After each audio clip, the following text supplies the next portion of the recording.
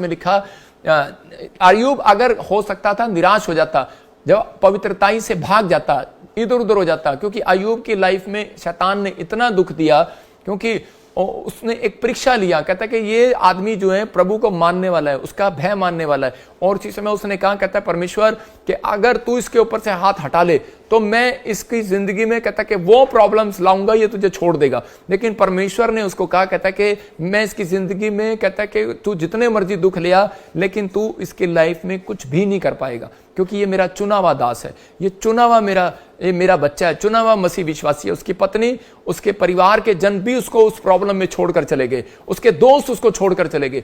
जब वो गरीब हुआ, जब उसी समय उसके दोस्त छोड़ के चले गए, जब वो बीमार हुआ, जब बार बार परेशानियां बढ़ी, बच्चा तक मर गया, तो उसी समय उसकी पत्नी भी छोड़कर चली गई। हो सकता था अय्यूब भी जा सकता था, लेकिन अय्यूब ने एक चीज अपने लाइफ में सीखी थी। उसने कहा कि नहीं, मैं परमेश्वर का भय मानूंगा, वो मेरी जिंदगी में काम करेगा और मैं परमेश्वर पर भरोसा रखूंगा। पवित्र आत्मा मेरी लाइफ में कुछ नया करेगा और ये समस्याएं खत्म हो जाएंगी। और लेकिन वो टिका रहा, उसने विश्वास रखा और उसने शेयर करता रहा। वो परमेश्वर के साथ छोटी छोटी बात शेयर करता था। उसकी पत्नी छोड़कर जा रही है, परमेश्वर से शेयर कर रहा है। बच्चे को प्रॉब्लम हो गया, शेयर कर रहा है। उसके पशु मर गए, बैल मर गया, कहता है वो परमेश्वर के साथ शेयर कर रहा है। उसके दोस्त उसकी बुराई कर रहे हैं, वो परमेश्वर के साथ शेयर कर रहा है, किसी इंसान के साथ नहीं कर रहा। और परमेश्वर ने एक दिन उसके दुख को हटा दिया और सबसे ज्यादा धनी व्यक्ति किया परमेश्वर ने उस व्यक्ति को, क्योंकि वो अपनी खराई पर खड़ा रहा और इसी समय सच्चाई पर चलता रहा, परमेश्वर का भय मानता रहा, और परमेश्वर ने उसकी लाइफ में अद्भुत किया। मैं बता रहा हूं, जब मैंने सेवकाई स्टार्ट किया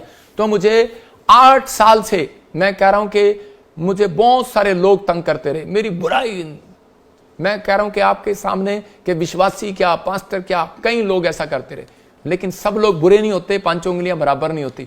कई लोग मुझे उत्साहित करते रहे, कुछ पास्टर विश्वासी उत्साहित करते रहे, मैं उन लोगों का धन्यवाद करता हूं। अगर वो मुझे उत्साहित ना करते तो हो सकता है मैं भी टूट जाता, मैं भी इंसान हूं।